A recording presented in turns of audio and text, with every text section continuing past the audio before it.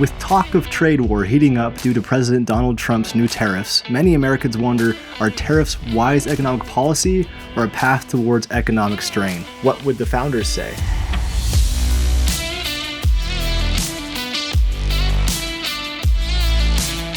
On today's episode, we'll gather the insights of 7 founding fathers to explore their views on tariffs, trade, and prosperity in America. George Washington signed America's first tariff into law, but did he foresee tariffs as protection or danger?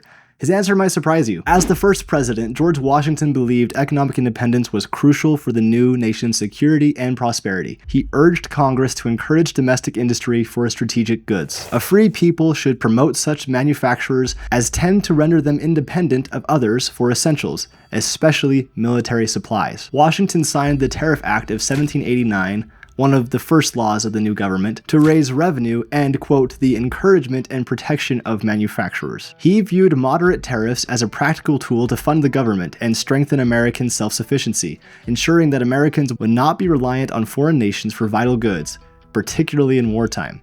In his eyes, tariffs served as the safety and interest of a free people by fostering home industry for crucial supplies. Did Thomas Jefferson oppose tariffs? Well, at first he did, but later changed his tune. Jefferson was skeptical of promoting manufacturing through high tariffs, especially early on. He idolized an agrarian America and feared that forcing industrial development might corrupt its social virtues. He said, "While we have land to labor, let us never wish to see our citizens occupied at a workbench." For general manufacturers, he advised, "Let our workshops remain in Europe." This meant Jefferson initially opposed protective tariffs, believing free trade would keep consumer prices low and agriculture flourishing. Government interference to prop up factories struck him as unwise. However, Jefferson favored tariffs for national revenue over direct taxes, so long as they fell mainly on luxury imports. He noted with approval that the rich alone use imported articles, and on these alone the whole taxes of the general government are levied. The farmer will see his government supported, his children educated, and the face of his country made a paradise by the contributions of the rich alone. In other words, import duties funded national needs without burdening the common farmer, which Jefferson saw as an ideal situation. However, Jefferson's views evolved after seeing American industry during the War of 1812. He came to accept some temporary protection for infant industries. Even so, he warned against tariffs that went too far. In 1824, as Congress raised steep duties to protect manufacturers, Jefferson complained this policy is considered as a levy on the labor and comforts of the other classes of industry to support that of manufacturers. He feared such high tariffs would hurt farmers and consumers and invite foreign retaliation. In sum, Jefferson championed a minimalist tariff policy, low duties for revenue, and to nurture only the most essential industries, while cautioning that heavy protectionism could revolt the people and do more harm than good. John Adams once fought tariffs as tyranny, but later embraced them. What made Adams believe tariffs could actually strengthen America? As a revolutionary, Adams witnessed how British trade restrictions and taxes harmed the colony's economy. This shaped his ambivalence about tariffs. During the 1770s, he criticized Britain's mercantilist laws as the whole selfish, partial, arbitrary, and contracted system of parliamentary regulations in America.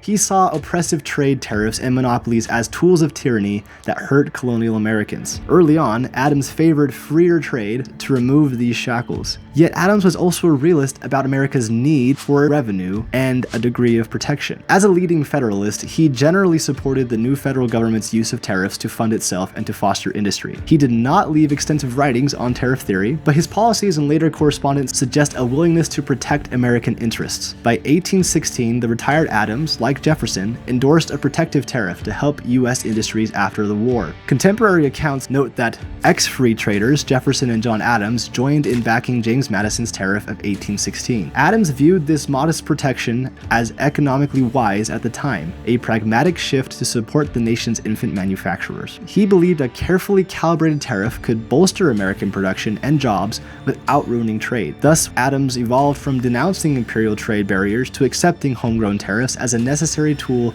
to strengthen the American economy and fund the government. Benjamin Franklin said trade never ruined any nation. So why did he caution America against protective tariffs? Franklin was perhaps the most ardent free trader of the group. Drawing on his Enlightenment beliefs, he argued that commerce should be as free as possible for the benefit of all. No nation was ever ruined by trade, even seemingly the most disadvantageous. He believed open trade enriches a country in the long run, and he was skeptical that high tariffs or prohibitions would truly help society. Franklin warned that using heavy duties to force the growth of unnatural domestic industries would backfire. If England and France both sought to manufacture goods that the other could produce more naturally, he observed, such unnatural operations must be propped up by mutual prohibitions or high duties on the importation of each other's goods, by which means the workmen are enabled to tax the home consumer by greater prices. In Franklin's view, protective tariffs just let manufacturers raise prices on their own nation's people, making consumers pay more. Therefore, the governments in America do nothing to encourage such projects, he wrote approvingly, and the people, by this means, are not imposed on. In Franklin's ideal policy, government would impose only minimal tariffs, enough for revenue needs, and allow free competition. This way,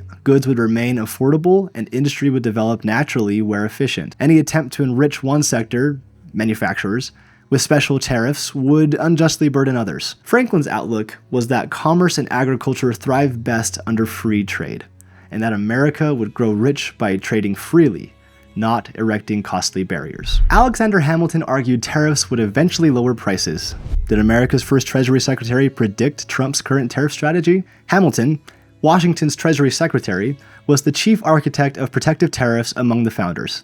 He strongly believed in using tariffs to nurture American industry. In his landmark report on manufacturers in 1791, Hamilton argued that the nation's wealth and security depend on developing manufacturing. Not only the wealth, but the independence and security of a country appeared to be materially connected with the prosperity of manufacturers. Every nation ought to endeavor to possess within itself the essentials of national supply. To achieve this, Hamilton advocated protective duties and other incentives to shelter young American industries from British competition until they matured. Hamilton acknowledged critics' fear that tariffs might raise consumer prices, but he maintained that this effect would be temporary, though it were true that the immediate effect was an increase of price. When a domestic manufacturer has attained to perfection, it invariably becomes cheaper.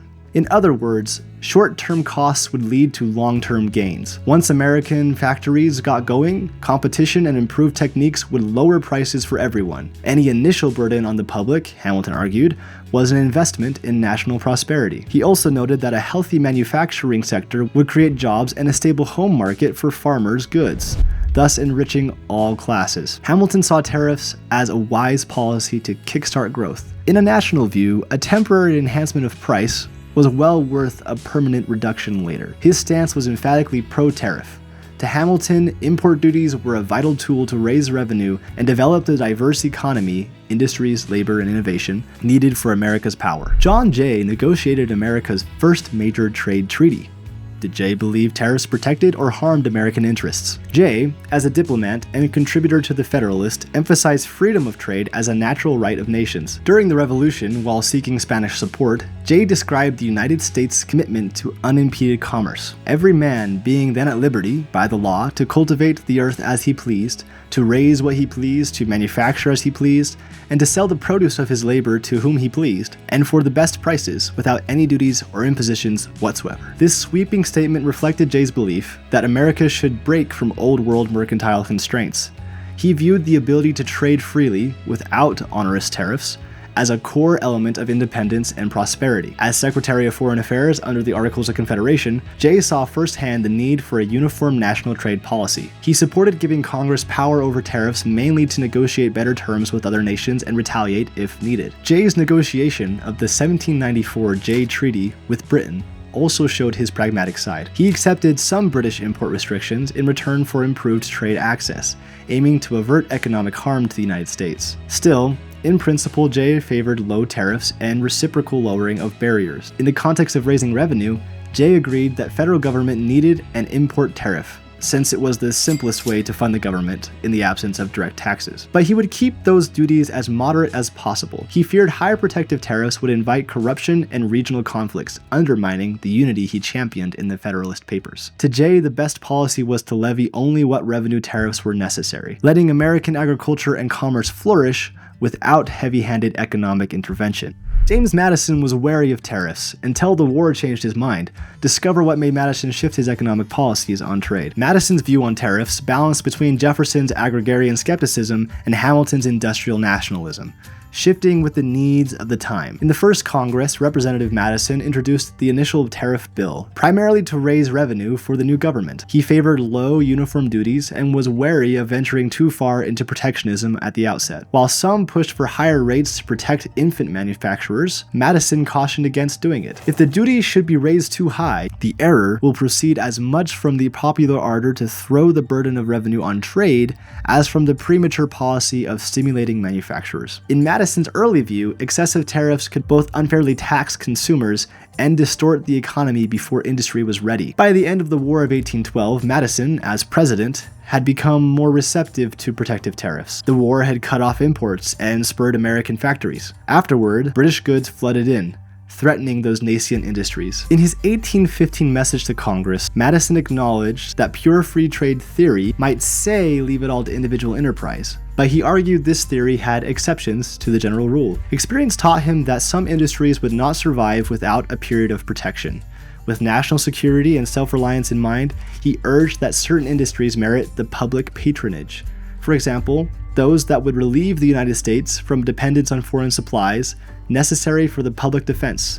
Madison advocated a moderate tariff, protection not more than is due to the at-risk industries, so that with some shelter they could become not only safe against occasional competition from abroad, but a source of domestic wealth and even of external commerce. In short, President Madison came to believe a wisely calibrated tariff, targeted and temporary, was good policy to strengthen the young nation's economy after the war. In conclusion, our founders' views on tariffs range from ardent free trade ideals of Franklin and Jay, to cautious revenue-only use, such as early Jefferson and Madison, to full-throated support and protective duties, like Hamilton, with others like Washington, Adams, and later Jefferson and Madison taking nuanced middle positions. All agreed tariffs were a primary source of national revenue, but they debated the costs and benefits of using tariffs beyond that, either to shelter infant industries or to keep goods cheap for the general population. Their lively debate laid the groundwork for America's ongoing balancing act between free trade and protectionism in economic policy. As Americans face concerns of a looming trade war under Trump's new tariffs, our founding fathers' varied perspectives provide valuable insights.